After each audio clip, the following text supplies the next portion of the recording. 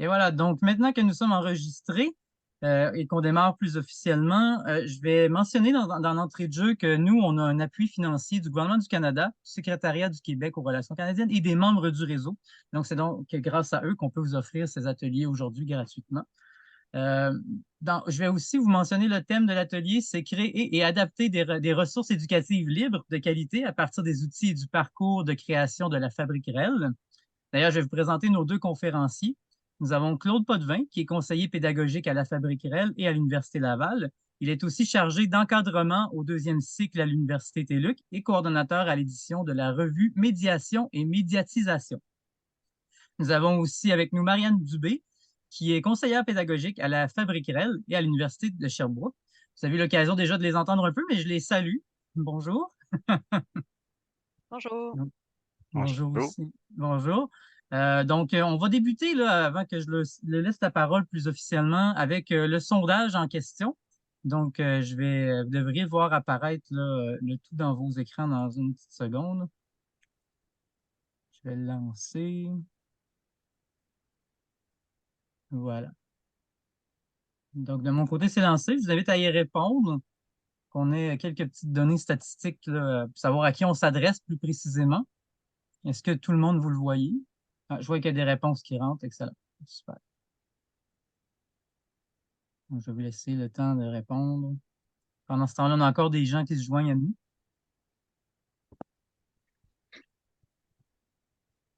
Les réponses continuent d'entrer. On voit quand même qu'il y a une proportion, je ne sais pas si vous voyez les résultats, mais beaucoup, majoritairement universitaire, mais suivi de très près avec collégial. On parle de 39 universitaires, 29 collégiales. Je m'adresse aussi pour nos conférenciers, là. C'est des statistiques qui vous concernent. Primaire, secondaire, 12 20 autres. Intéressant, intéressant. Donc, merci à tous d'avoir répondu. Les réponses commencent à se calmer. Oh, on vient de monter 40 universitaires. Mais bon, je pense que c'est suffisant pour les statistiques que nous avons aujourd'hui à ce niveau-là. Donc, je vais céder la parole maintenant à nos deux conférenciers. J'ai assez parlé. C'est votre tour. Merci. Merci Christian, beaucoup. merci. J'ai partagé les résultats. Parfait, merci. Alors, je vais partager mon écran.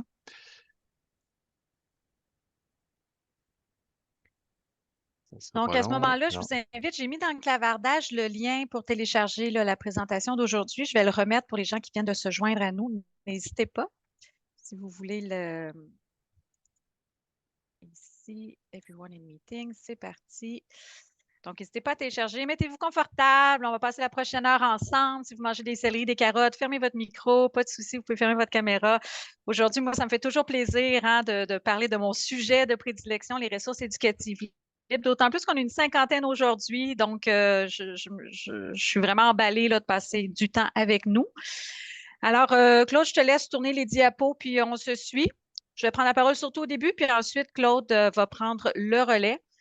Donc, on y va. Claude et moi. Donc, on a été présentés, mais bon, on a mis dans le support de présentation nos courriels personnels. N'hésitez pas à nous contacter. Claude est vraiment dédié à temps plein à la Fabrique REL depuis maintenant 2 ans en tant que conseiller pédagogique. Il est rattaché administrativement à l'Université Laval. Pour ma part, moi, j'ai été 4 ans à coordonner les activités de la Fabrique REL depuis ses tout débuts. Et là, récemment, depuis cet été, bon, j'ai cédé ma place, hein, vendre nouveau, c'est toujours bon. Et je me dédie entièrement aux ressources éducatives libres et à l'éducation ouverte au sein de mon établissement. Donc, j'avais envie de pousser davantage là, ce dossier-là à mon établissement, mais je continue à contribuer quand même à la Fabrique REL là, pour certains dossiers. Alors aujourd'hui, le déroulement, 4 grands thèmes. On va faire un petit rappel sur qu'est-ce qu'une REL. Puis aussi, le parcours de création de REL, mais toujours dans le contexte de la Fabrique REL. Ensuite, un exemple de REL, un partage à relais, des versions dérivées. Je trouve ça toujours très frappant à ce niveau-là. Je vois qu'il y a beaucoup de gens qui sont familiers avec le principe des REL, donc ça va prendre quelques minutes seulement. Ensuite, Claude va prendre le relais et nous présenter le parcours de création de REL et ses trousses. Donc, pour ceux qui nous suivent depuis déjà quelques années, vous savez qu'on travaille beaucoup à des méta-REL, donc des outils d'accompagnement pour la création de REL, que ce soit pour des personnes enseignantes ou des binômes, donc conseillers pédagogiques et bibliothécaires. Donc là, on arrive vraiment à une proposition qui est davantage peaufinée. Je crois, à chaque année, on fait une révision. On est rendu à une quarantaine de ressources. Bon, je brûle un peu ton sujet, Claude, et on termine finalement avec une discussion. On espère conserver un bon 15-20 minutes là, pour échanger entre nous. On est curieux aussi de savoir qu'est-ce qui se passe dans votre établissement. Donc, on veut garder du temps pour ça. Alors, rapidement, la Fabriquerelle, peut-être toutes les mettre, Claude. L'objectif de la Fabriquerelle, c'est vraiment d'accompagner dans la création de REL. Bien que ça dit Fabriquerelle, ce n'est pas nous qui fabriquons des REL disciplinaires. Donc, on accompagne vraiment des personnes enseignantes et des binômes. L'objectif, c'est de développer cette expertise-là, c'est une compétence REL, si on peut dire, pour vraiment observer une montée en compétences au niveau des REL, pour arriver à des REL de qualité en enseignement supérieur. Idéalement, mettre de l'avant la complémentarité des expertises et mutualiser les expériences là, au travers les différentes initiatives de REL. Pour y arriver, on a une sollicitation. On peut continuer, Claude. Donc, annuellement, la Fabriquerelle offre une sollicitation qui s'adresse aux personnes enseignantes des cégeps et universités du Québec. On est limité au Québec là, parce que c'est un fonds qui vient du ministère de l'Enseignement supérieur. Mais grosso modo, puis il y a quand même un peu plus de la moitié des gens qui proviennent du Québec aujourd'hui, donc je vais le mentionner. La prochaine sollicitation va sortir en hiver 2024, probablement en janvier. Les fonds alloués sont entre 5 000 et 15 000 $. Puis il va y avoir deux grandes catégories, là, soit les manuels, donc un ouvrage beaucoup plus complexe sur un sujet disciplinaire, ou soit des notes de cours qui ciblent vraiment là, un sujet à l'intérieur d'une discipline. Et toute la documentation là, va être disponible sur notre site Web pour l'appel 2024. Et c'est dans le cadre de cette sollicitation-là dans lequel il y a un porteur de projet et un binôme à l'intérieur de chaque établissement qui ont des projets subventionnés. Donc, nous, on a développé un parcours d'accompagnement pour ces personnes-là. Donc, l'accompagnement se fait à 3 niveaux. C'est bon, Claude? Il y a le niveau financier, j'en ai parlé. Il y a aussi pour les équipes. Donc, c'est surtout Claude, en tant que conseiller pédagogique, qui fait vraiment un suivi là, à 3 moments clés au niveau du début, du milieu et de la fin du projet. Et aussi, il y a des rencontres administratives, cléricales. Mais il y a aussi un accompagnement très ciblé au niveau des conseillers pédagogiques et des binômes et des bibliothécaires qui vont être des acteurs clés pour soutenir un projet. Les moyens prévus pour y arriver, ben, on offre des ateliers, des rencontres et des trousses avec des outils d'accompagnement. C'est ça dont on va parler aujourd'hui. Une REL. Rapidement. Alors, une REL, ben, vous le savez, ça peut être n'importe quel type de ressources. Vous les voyez à l'écran, mais, on y va, Claude, qui vont être diffusées sous une licence offrant des libertés d'utilisation et de réutilisation qui permettent nécessairement la modification et l'adaptation. Donc, on ne parle pas seulement de libre accès, on parle vraiment de modifier, donc modifier l'intégrité de l'œuvre. Là, vous voyez les licences Creative Commons, mais ce ne sont pas les seules licences. Elles sont bien connues, donc on les a utilisées à ces fins-là. On continue. Bon, différentes licences. Ici, je vous ai parlé, si vous regardez, ici, on a la déclinaison des 6 licences Creative Commons. Si tu cliques, Claude, donc, les 4 premières, en fait, si vous regardez la deuxième colonne, là, où est-ce que les crochets, on parle, je vous parlais d'intégrité de l'œuvre qui permettent l'adaptation, la modification. Donc, nécessairement, ces 4 licences-là le permettent. Si on tombe dans le dernier spectre, et là, tu peux cliquer, voilà. Ça ne permet pas la modification. On est plus dans le libre accès. Mais c'est super bon aussi, là. Ça permet de diffuser une ressource, de la partager, de la garder, d'en faire des copies. Donc, ça offre quand même plusieurs possibilités au niveau de la libre circulation des savoirs. Toutefois, au niveau des situations d'enseignement, c'est très rare qu'on va réutiliser tel quel un matériel d'enseignement. On va le modifier, on va rajouter des exercices, on va rajouter un jeu de données, on va rajouter une mise en situation. Donc, d'où l'intérêt de permettre l'adaptation et la modification. Les 2 prochaines diapos, je pense qu'on va les sauter, Claude. On parle des valeurs du libre, mais bon, on ne réinvente pas la roue. Les valeurs éco-responsables aussi. Bon, nécessairement les majeures. Puis je vous ai mis un lien en bas, vous pourrez aller voir. Nécessairement, on fait des liens avec l'éducation de qualité.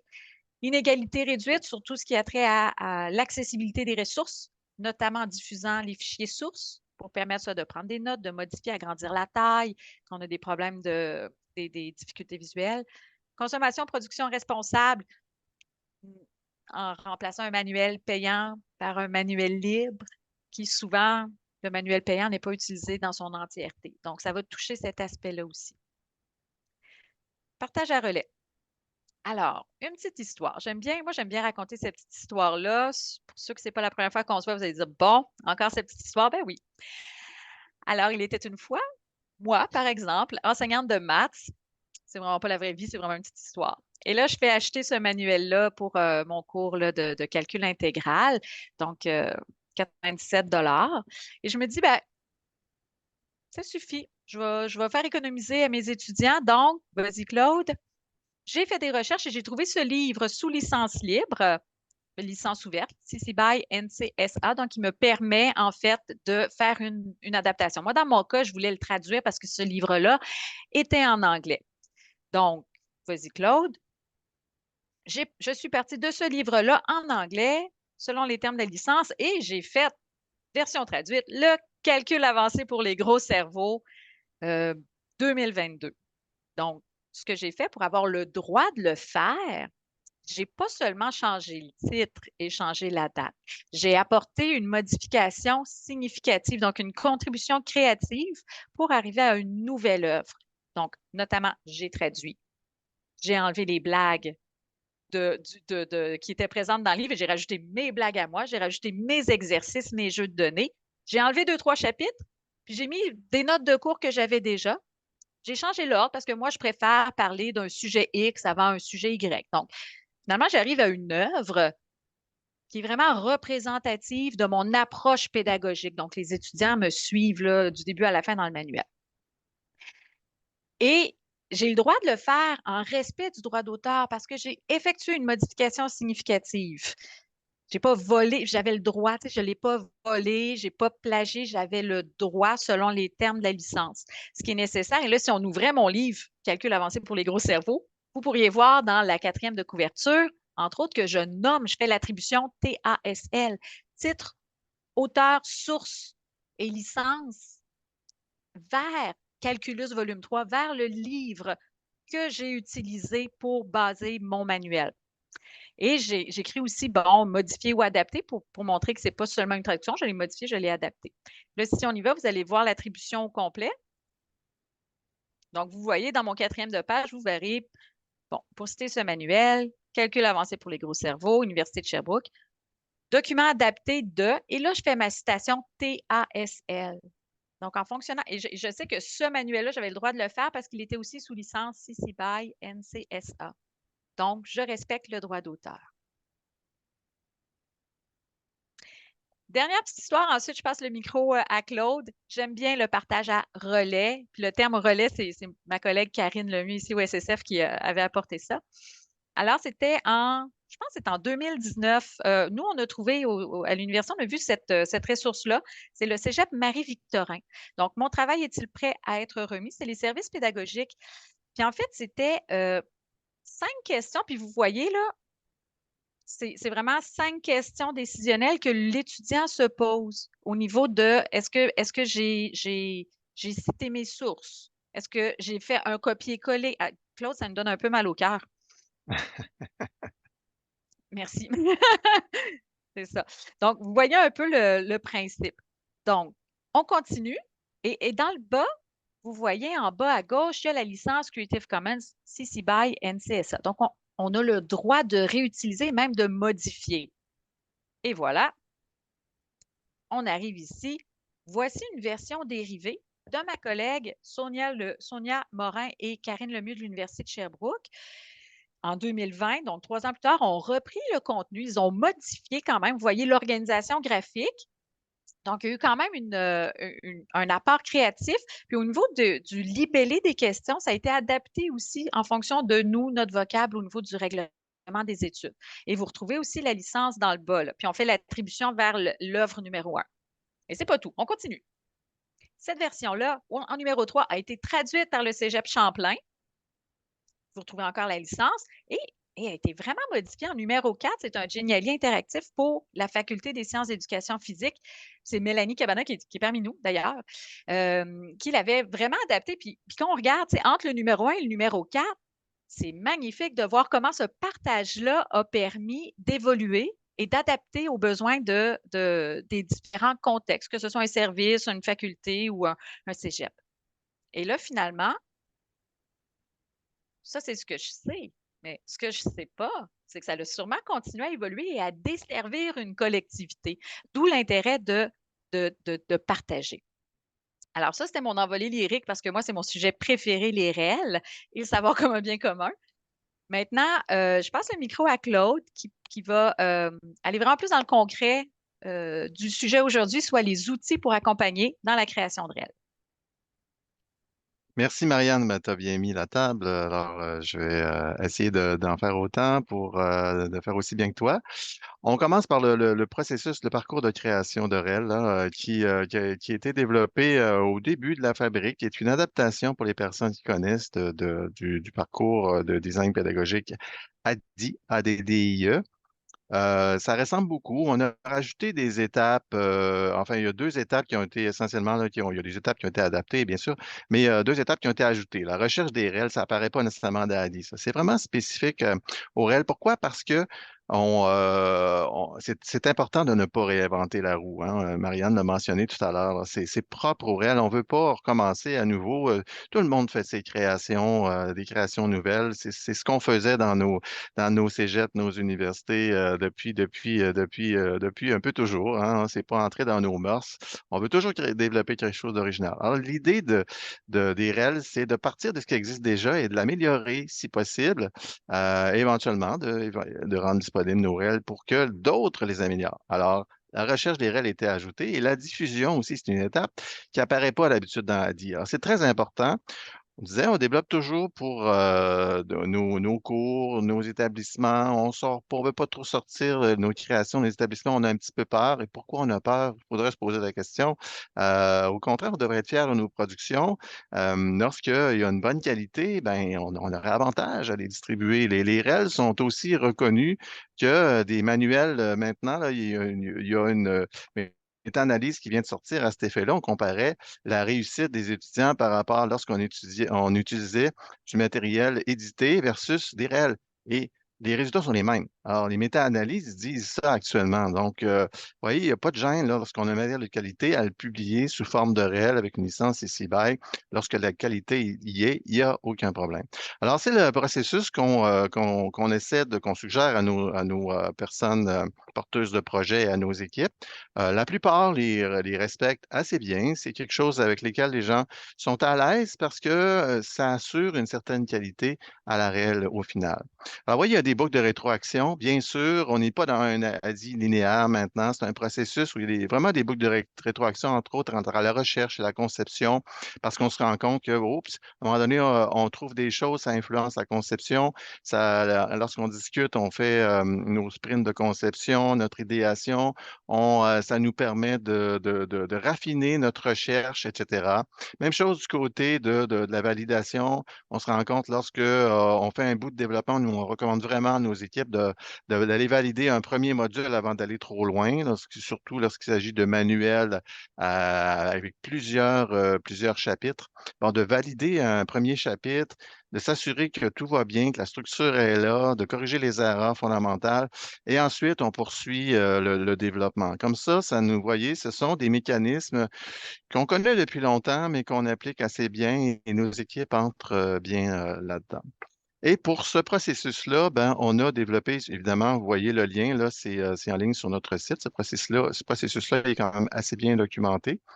On l'utilise avec nos équipes. Marianne a parlé tout à l'heure, l'accompagnement qu'on fait. Bon, la fabrique, à la base, hein, on a une coordination des conseillers pédagogiques et des personnes conseillères pédagogiques et des bibliothécaires. Alors, c'est souvent des gens qui sont prêtés, la plupart, là, par les institutions respectives, établissements respectifs.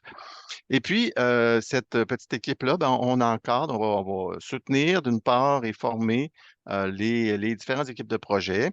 On en a, bon, on en a une douzaine ces dernières années là, d'équipes de projet. Donc, les projets qui sont financés, vous voyez, sont construits, oui, d'un professeur, une professeure, parfois chargé de cours aussi, bon, ou enseignant au niveau collégial, qui va rédiger le projet lui-même et s'entoure. Et on le demande dès le départ de s'entourer de bibliothécaires et de conseillers pédagogiques de leur faculté. Alors, ces personnes-là, on les appelle le binôme, les deux dernières, les deux professionnels. Des personnes qui sont importantes dans l'équipe parce qu'ils vont non seulement améliorer la qualité, mais vous allez voir par la suite notre astuce. Il y a d'autres personnes aussi qui vont se joindre, là, bon, des personnes étudiantes. On recommande fortement d'impliquer les personnes étudiantes qui vont s'imbiber de la culture réelle pour la suite aussi. Et puis, ça leur donne en plus de l'expérience et parfois du personnel technique. Mais l'idée, c'est que justement, pour les binômes, oui, on a des champions, des enseignants qui ont eu une bonne expérience de production de réel. Souvent, ils vont être très convaincus à la fin, vous allez voir. J'ai une couple de statistiques tout à l'heure qui le démontrent. Mais ces gens-là vont travailler parfois un peu encore dans leur coin, sur leur propre sujet. Mais les binômes, ces personnes-là sont plus polyvalentes, hein. Elles peuvent travailler avec d'autres experts contenus par la suite. Alors, c'est ça l'idée, c'est éventuellement de polliniser un petit peu la culture des REL chez les autres enseignants. Alors, si ce binôme-là, les personnes conseillères pédagogiques, bibliothécaires entendent parler de projets, d'idées, peut-être les inciter, ces professeurs et ces enseignants, personnes enseignantes-là, à développer, à développer des règles et pourront les accompagner. Alors, c'est un petit peu notre idée de tranquillement implanter la culturelle dans les différents établissements. Et pour ça, ben, on a développé nos trusses de création. C'est quelque chose qui se fait, bon, on n'a pas développé ça la première année, hein, Marianne, ça a été développé vraiment au fil des années. Progressivement, les instruments se sont un petit peu raffinés. Alors, on en est maintenant, puis c'est tout frais. Là, on vient de transposer nos trusses de création. Merci, Marianne, pour le travail. Peut-être pas ça, là. De transposition des trousses. On en a deux, en fait. Si vous allez sur ce lien-là, et vous me permettrez d'y aller parce que je les ai préchargés pour que ça aille plus vite. Je vais le mettre dans Dans, le clavardage aussi, oui, si les gens veulent y merci. aller de leur côté. Donc, il y a une page qui nous amène vers. C'est un Geniali qui a été fait récemment. Alors, voyez, on a deux trousses. Une pour les personnes enseignantes et une pour les binômes. Il y en a beaucoup moins du côté de ressources du côté des personnes enseignantes que du côté des binômes.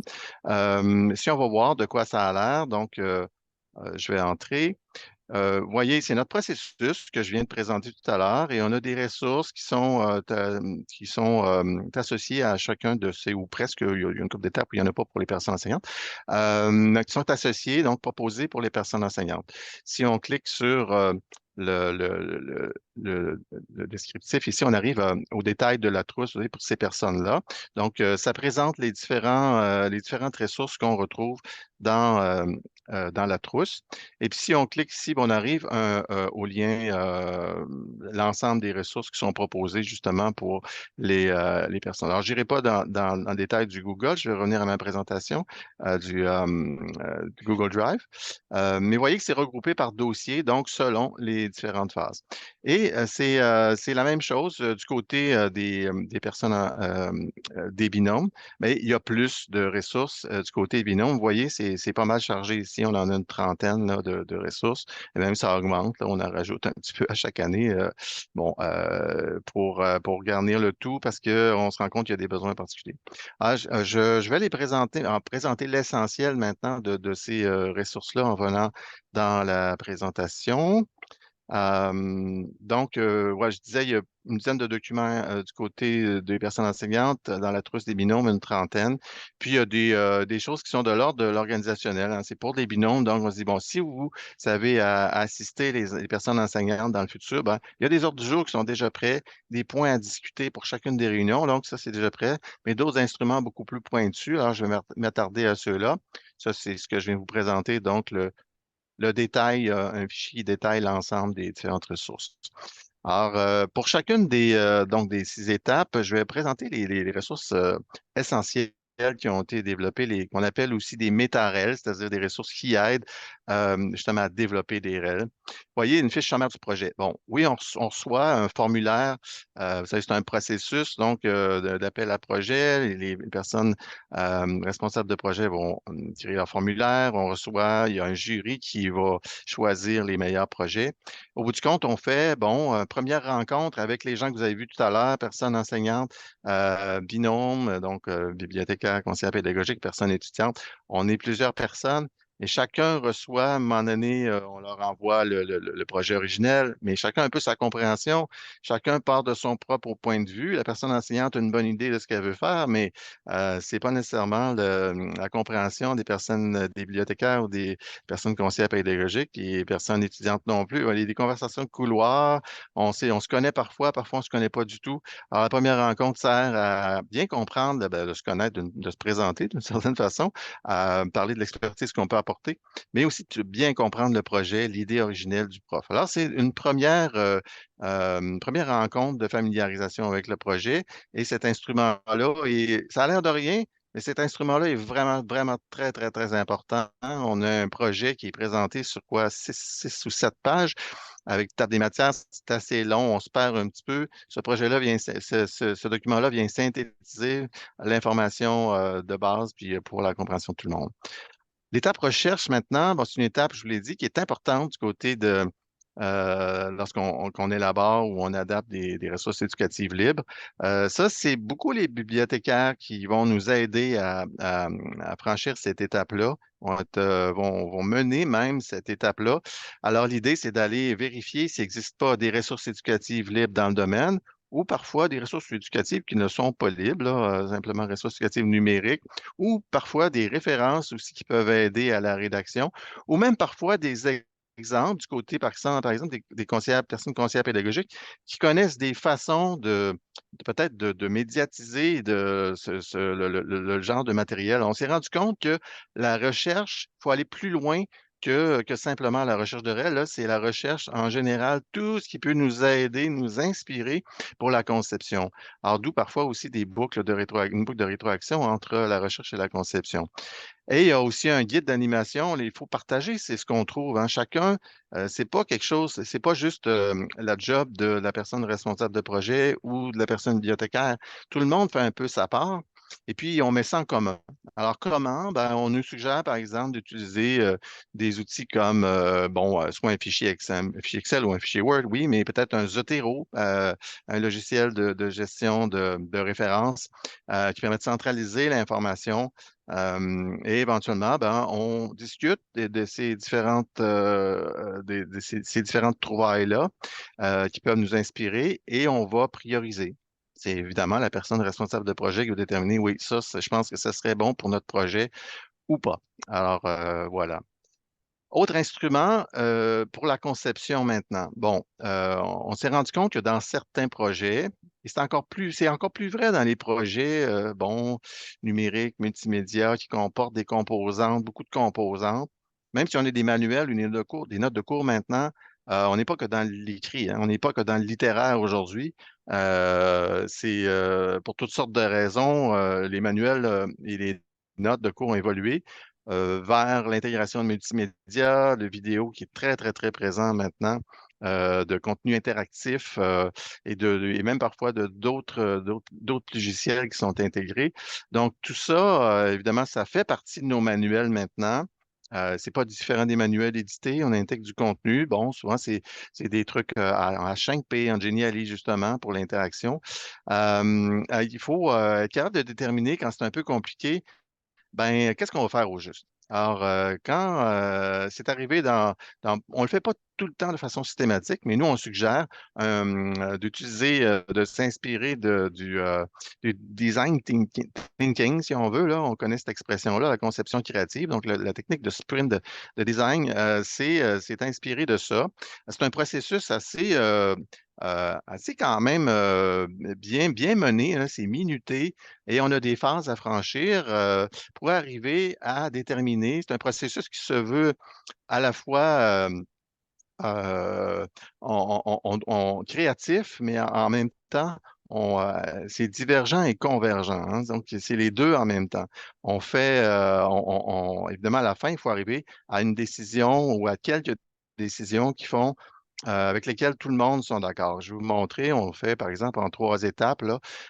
On suggère, bon, ça peut être en une couple de journées ou en une journée quand on n'a pas le temps, dépendant de l'ampleur de projet aussi, du projet. Vous voyez, il y a une étape toujours de cartographie, on détermine les publics cibles, les différentes étapes, les objectifs, on discute tout ça ensemble. Il y a des techniques qui sont suggérées, il y a un minutage qui est associé à ces différentes étapes-là. Dans un deuxième temps, on fait du maquettage, papier, tout le monde crée des choses. On ne se limite pas trop, là. C'est vraiment l'aspect créatif et on présente ça à tout le monde. Ensuite, on se partage les idées, puis on vote sur les meilleures idées. Vous avez déjà entendu ce genre de processus-là. Alors, c'est vraiment une méthode qui est non seulement efficace pour le résultat que ça donne en termes d'idéation, puis de précision du devis qui en ressort, si on veut, mais aussi pour la cohésion d'équipe, parce que lorsqu'on fait ça, surtout en présence, et on ressort, on a l'impression de connaître tout le monde, les expertises de tout le monde, mais on peut le faire aussi en virtuel, ça fonctionne également. Maintenant, pour ce qui est du développement, je suis encore bon dans les temps. On a un document de balise éditoriale, puisqu'on on est beaucoup dans la rédaction à la base textuelle, notes de cours et manuel. On s'est dit, ouais, mais nos personnes responsables de projet, c'est pas nécessairement des personnes qui savent écrire de façon innée des documents pédagogiques. Certains l'ont fait, certains l'ont fait pour eux. On l'a pas fait pour le monde, parce qu'une fois les ressources éducatives libres, une fois qu'elles sont terminées, ben, on les diffuse, puis tout le monde y a accès, donc on va avoir une bonne qualité. Alors, on a fait vraiment un guide, là, vous voyez, si j'agrandis un petit peu la table des matières, vous voyez. Bon, page couverture, qu'est-ce que ça doit comporter? La deuxième de couverture, je vais vous montrer un exemple tout à l'heure, là. Qu'est-ce que ça doit comporter? On a donc des exemples visuels. Le manuscrit lui-même, bon, il y a des questions de format. On a consulté un éditeur pour faire rédiger ce guide-là. La mise en page, comment diviser le contenu, la structure de chapitre, le style rédactionnel qu'on doit avoir quand on rédige un bon manuel ou des bonnes notes de cours. C'est pas juste d'exposer le contenu, là. Il faut avoir une petite stratégie derrière. Est-ce qu'on y va par contre-exemple, mise en situation, on fait des problèmes, quel ton on utilise, etc. Il y a beaucoup, beaucoup de questions qui sont abordées dans ce guide-là. Et puis finalement, à la fin, on a justement, on a des exemples. Je vais vous montrer, j'ai le temps de vous montrer les balises, les annexes à la toute fin. On a, voici, alors, vous voyez un deuxième de couverture. On voit exactement ce que ça prend. Il faut se présenter, il faut parler un petit peu le résumé du volume, préciser la licence qui va être utilisée. Et puis, comment citer, vous l'avez vu tout à l'heure sur une slide. Vous voyez, c'est des exemples qu'on donne. On donne aussi à l'annexe 3 les différentes licences intégrales en français qui peuvent être utilisées, etc. Donc, nos auteurs peuvent aller piger là-dedans pour rédiger leur manuel. Maintenant, on a aussi des formulaires. Bien sûr, on a tous des formulaires lorsqu'on crée des ressources dans nos établissements, mais pour les REL, c'est un peu particulier, hein, puisque la diffusion est plus large, on le disait tout à l'heure, donc les formulaires ont été adaptés. Évidemment, c'est très, très important dans le contexte légal, la chose. Lorsqu'il y a une grande diffusion, il faut que les gens sachent exactement qu'est-ce qu'ils signent. Il n'y a pas vraiment d'enjeu majeur. On est toujours dans le respect de la loi, de toute façon, quoi qu'il en soit, que ce soit réel, pas réel, mais les documents sont adaptés en fonction justement de la production des licences réelles ou en Creative Commons la plupart du temps. Même chose si on veut adapter une partie d'une ressource qu'on va réutiliser. On a un formulaire qui est proposé que vous pouvez réutiliser. Maintenant, pour ce qui est de la validation, on a Il me reste encore un petit bout à faire. Je vais aller rapidement là-dessus. On a une division des tâches qu'on propose pour la validation. C'est très important pour nous, la validation, parce que c'est ce qui assure la qualité, hein. Donc, on précise clairement qu'est-ce qu'il y en est, qui doit faire quoi, l'équipe de base, mais aussi des collègues. Nous, c'est très important que les ressources soient validées par des collègues enseignants, personnes enseignantes, parfois de d'autres établissements d'enseignement. Pour les manuels, ça va être souvent des comités de lecture, par exemple. On veut aussi tester avec nos personnes étudiantes. Alors, c'est ça, nos deux publics cibles, hein, les collègues qui vont utiliser la ressource pour l'enseignement et nos personnes étudiantes qui vont l'utiliser dans le concret. Alors, est-ce qu'ils aiment la ressource? Il y a des réactions affectives. Est-ce que ça fonctionne? Est-ce qu'ils atteignent des résultats? Alors, il faut tester. On prend les commentaires des étudiants. On le conseille bien sûr pour un premier module, pour l'ensemble des ressources, mais il y a aussi des aspects qui concernent les REL elles-mêmes. Toute la question des licences, la question des logos, il faut que tout ça soit bien, bien clair. Les images qu'on utilise, que ça soit compatible avec la licence qu'on a adoptée, etc. Donc, ça, c'est beaucoup les bibliothécaires qui vont faire ce travail-là souvent. Et puis, il y a aussi la révision linguistique. Est-ce qu'on veut faire aussi la rédaction inclusive? Est-ce qu'on veut respecter les normes d'accessibilité, pardon? C'est la tendance. Alors, ça prend un certain temps à faire ça aussi.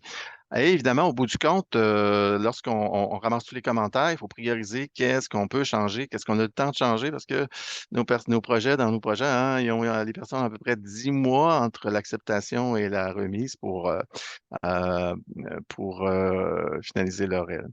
Il y a une liste de vérification qu'on propose, s'assurer que tout est conforme aux règles, enfin aux bonnes pratiques, on pourrait dire plutôt, pour ce qui concerne les règles. Donc, ce sont des listes à cocher pour les formats texte, format audio, format vidéo. Alors ça, c'est très utile. C'est un instrument qui est très apprécié.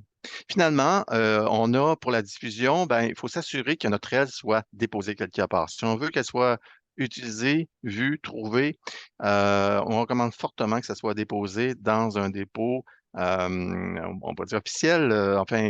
On n'a pas de dépôt actuellement provincial, contrairement à l'Ontario et à la Colombie-Britannique, où il y a un dépôt provincial pour toutes les ressources. Il y a le pavillon actuellement qui existe, qui répertorie les ressources, mais que ce n'est pas encore un dépôt. Ça va peut-être tendre vers ça éventuellement. Alors, nous, on cherche des solutions alternatives. Là, on a un projet cette année avec Zenodo qui va peut-être nous permettre de déposer plus facilement les ressources de niveau collégial, entre autres, et de niveau universitaire où il n'y a pas de dépôt. Parce qu'il y a quelques universités qui ont des dépôts formels, mais c'est encore une minorité. Alors, il faut documenter lorsqu'on dépose avec des métadonnées pour qu'on puisse les moissonner, les trouver, ces REL-là. Alors, on a développé avec les bibliothécaires cet instrument-là de métadonnées. Voilà pour les ressources de la trousse. Claude, Oui. juste avant de. Ça fait beaucoup d'informations. Je veux juste retourner d'une diapo en transition. Euh, un petit complément d'information, parce qu'il y a des collègues ici parmi nous qui sont de l'Ontario, de l'Ouest. Vous avez des dépôts, là, des bibliothèques via eCampus Ontario, BC Campus, en Alberta aussi. Donc, il y a des options un peu partout au Canada. Donc, nous, on a un enjeu. Je trouve que c'est un peu notre point faible au Québec. On travaille dans ce contexte-là, mais il y a des solutions qui existent. À ce stade-ci, je pense que pour les gens dans la salle, il est 12h40. Les prochaines diapos concernaient un peu la satisfaction des personnes qui ont vécu le processus de création de réel via la fabrique réelle. C'est plutôt satisfaisant, mais je me demandais si, à ce stade-ci, vous aviez des questions ou des interrogations, vu que c'est encore frais dans la tête.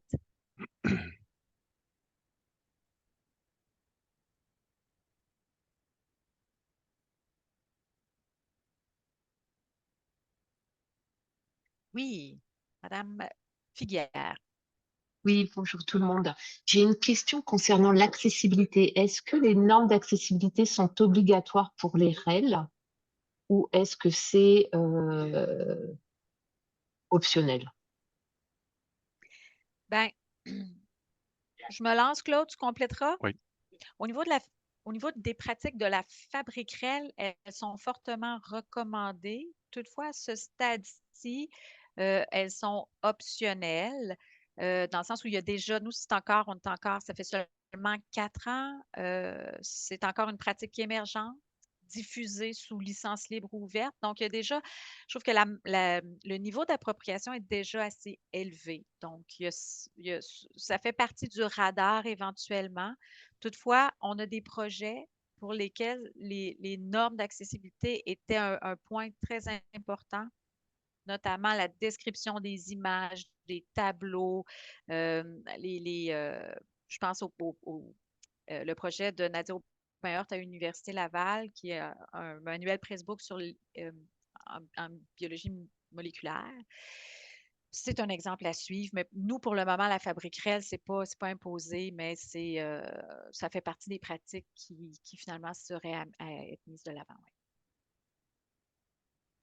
Ouais. Merci.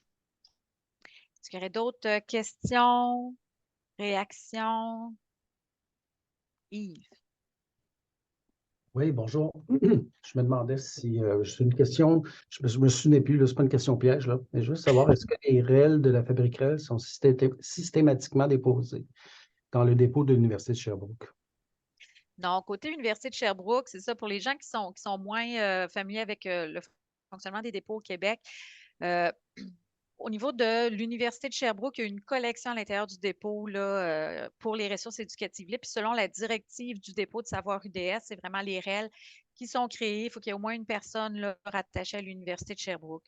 Ce n'est pas le cas de l'ensemble des REL financés par la Fabrique REL. On a, par exemple, du Cégep Édouard-Montpetit, l'Université Laval, mais ils n'ont pas accès au dépôt de l'Université de Sherbrooke. Donc, pour le moment, un projet pilote, il y a un dépôt Zenodo. Puis là, c'est maintenant que ça se passe. Donc, on travaille à les mettre dans Zenodo, qui est un dépôt là, en lien avec les principes FAIR de la science ouverte.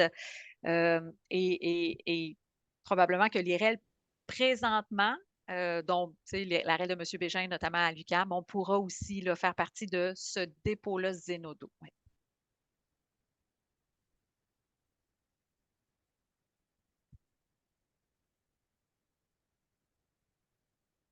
Pas d'autres questions? Si c'est le cas, je vais continuer. Il y a quelques diapositives avant d'aller aux questions de discussion. Alors, écoutez, cette diapo-là, ça présente simplement le nombre de projets de ces dernières années. On a commencé officiellement l'appel à projet en 2001-2002 avec 8 projets. Il y en a une douzaine l'année dernière et 13 cette année. Ouais, ça nous fait quand même un bon petit nombre, 38 maintenant. Et c'est le nombre de personnes qui est intéressant, hein, qui ont été familiarisées avec la culture des REL maintenant. On est rendu à 200 environ, là. Quelques personnes qui ont participé au même projet, là. Environ 200 personnes, ce qui n'est pas rien quand même dans le réseau d'enseignement supérieur québécois. Pour ce qui est de la satisfaction, ben écoutez, on peut faire ça rapidement. Les gens sont quand même de façon générale très satisfaits de leur expérience avec le développement de REL ou d'adaptation de REL. Vous voyez, c'est du très satisfait, assez satisfait un petit peu partout, autant chez les responsables que chez les binômes. Et puis, pour ce qui est de la trousse, il y a quand même un bon taux de satisfaction aussi. Autant bon, 2022, 2023 du côté des binômes. Et aussi le travail en binôme, ce qui est pas, je le mentionne parce que c'est pas naturel, hein. Moi, je suis conseiller pédagogique, je ne vais jamais travailler avec avec les personnes, les bibliothécaires. Et les bibliothécaires, souvent, c'est exactement la même chose. Donc, on se connaissait pas, on se connaît pas. C'est des professionnels qui ont des expertises complémentaires, se connaissent pas. Quand on travaille sur une REL, on travaille ensemble et on améliore la qualité. Mais vous voyez, c'est complémentaire. Les gens sont très satisfaits de leur expérience de ce côté-là. Et on offre des ateliers. Les gens sont quand même très satisfaits de façon générale aussi des ateliers qui sont un petit peu adaptés à chaque année. Et les responsables de projet, l'expérience leur donne le coup d'en créer d'autres. Donc, c'est bien ça. Ça veut dire que nos champions vont continuer d'en créer de façon générale. Et puis, d'utiliser des REL. Ah, ça, c'est un autre truc. Pour les utiliser, il faut les trouver, hein. On a un petit problème de moteur de recherche, en fait, puis de dépôt. Mais voilà, donc, on a le goût de continuer, hein. C'est bien de ce côté-là. Alors, nos questions qu'on voulait vous poser, ben, on voulait savoir, d'une part, si vous en avez développé des REL de votre côté, et puis si vous avez des ressources hein, qui sont un petit peu similaires peut-être à celles qu'on a présentées. Et puis, sinon, ben, est-ce que les ressources qu'on vous a présentées, c'est quelque chose que vous adopteriez ou adapteriez aussi chez vous? Adapter et adapter. Adopter et adopter. C'est difficile à dire, ça. Puis aussi, je sais, bon, je vois un peu dans la liste des participants, il y a des gens qui ont créé des REL, soit disciplinaires ou des REL pédagogiques pour nos fonctions professionnelles. Si vous voulez aussi partager soit des éléments facilitants ou des défis, en même temps, nous, ça nous permet d'avoir un retour de différentes expériences, toujours dans l'optique de continuer à développer des outils pour mieux soutenir l'accompagnement et la production de REL. Micro ouvert, c'est là que ça se passe.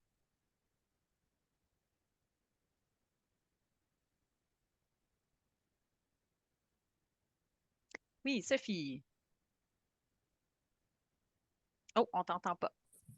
Oui, c'est bon. Ma souris n'était pas assez rapide.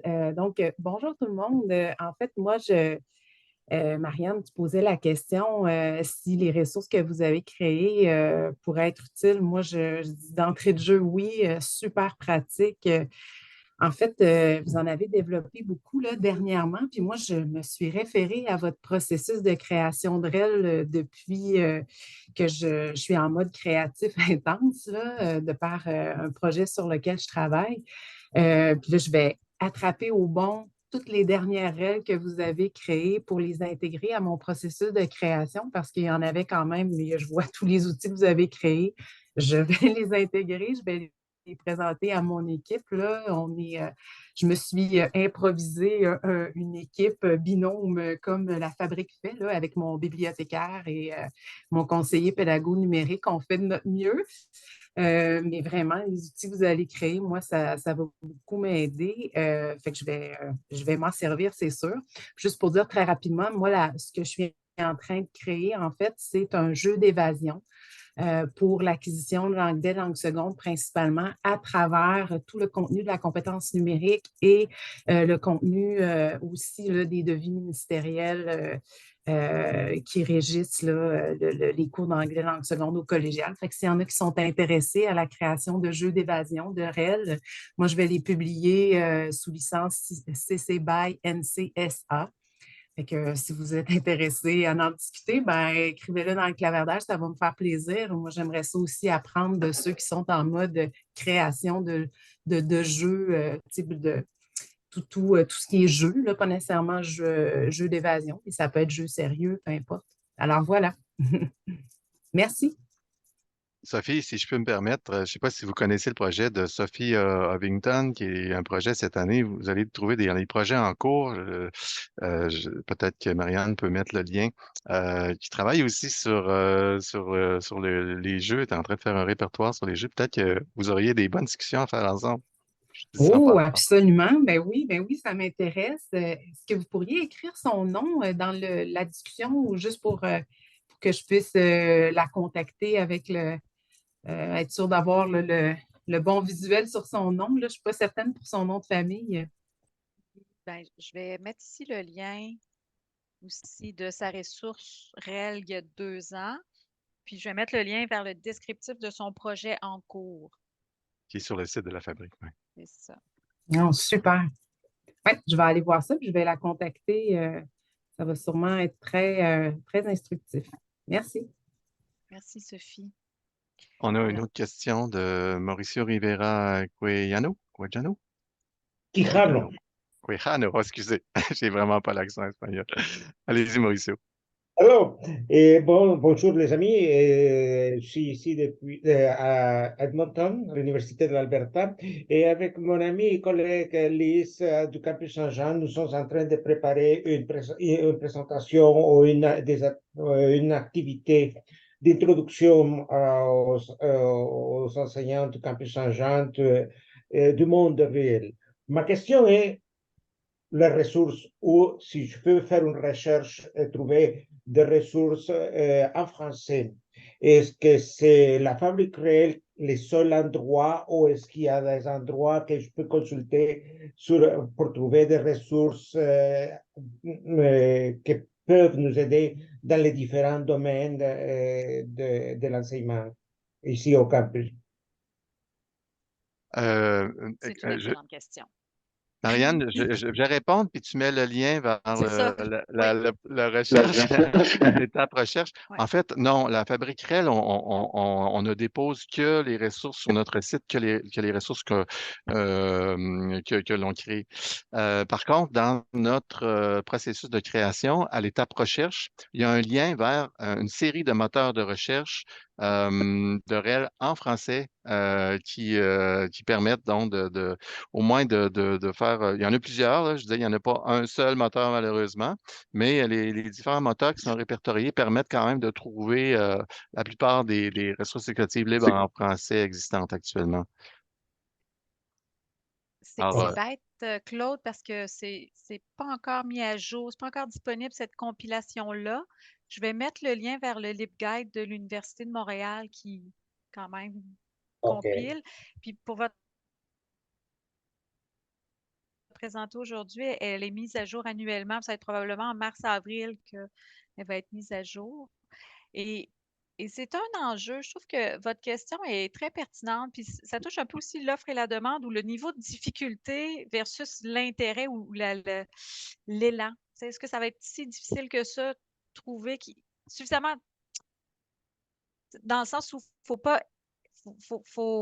faut travailler à rendre disponible facilement la recherche aussi, donc permettre cette technologie-là, ces infrastructures numériques-là, sans freiner l'envie et l'élan de créer et utiliser des REL.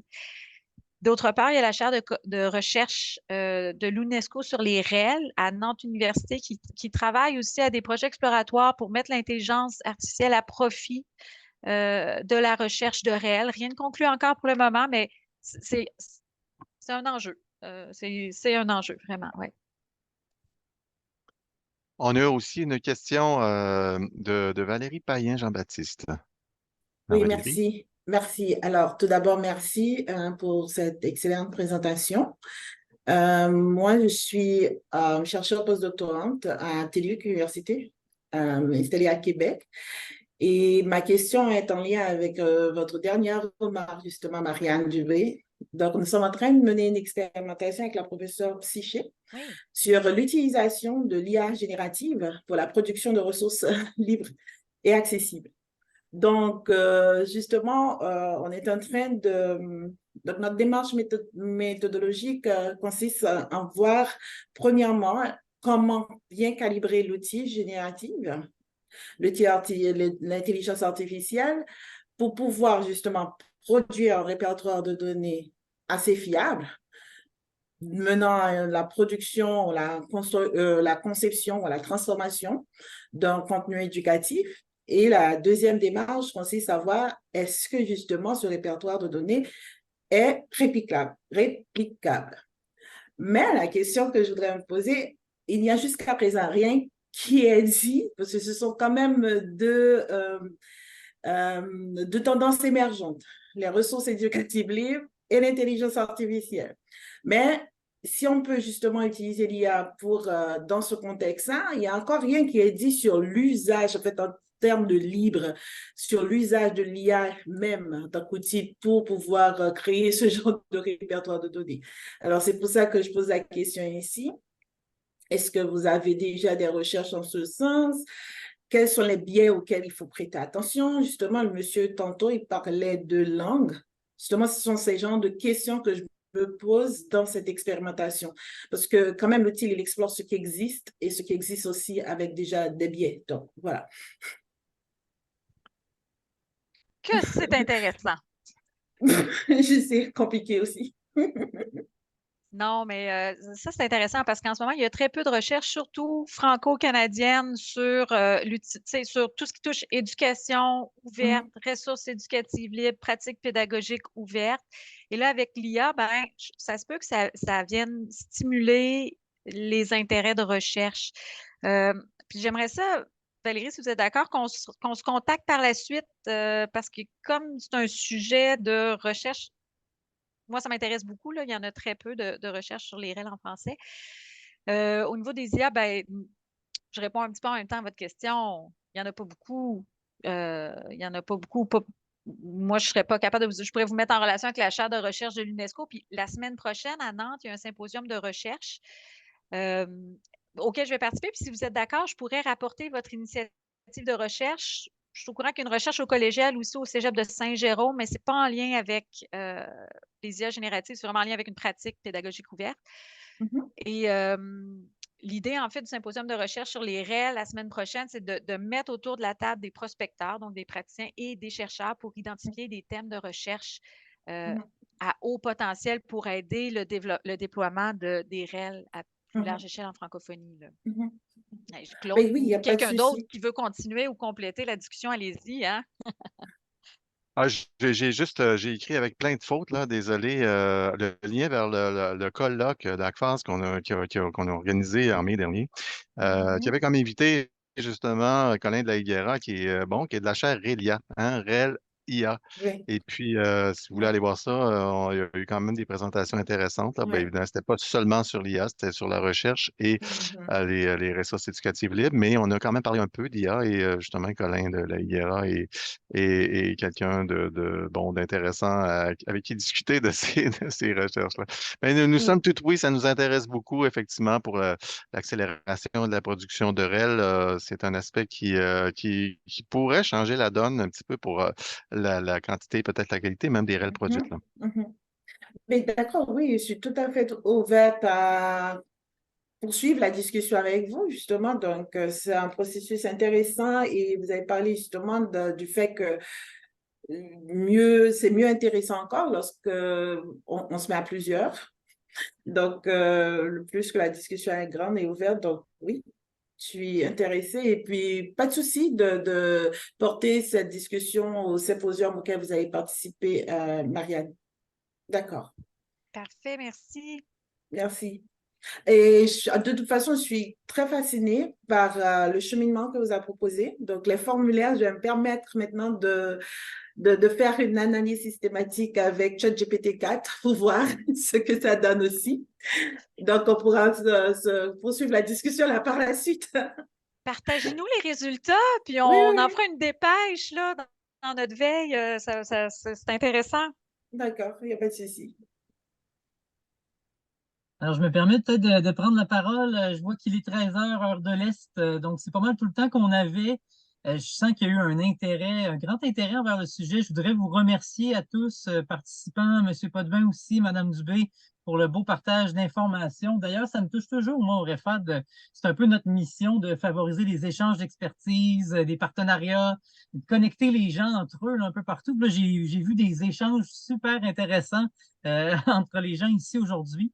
Donc, bien content.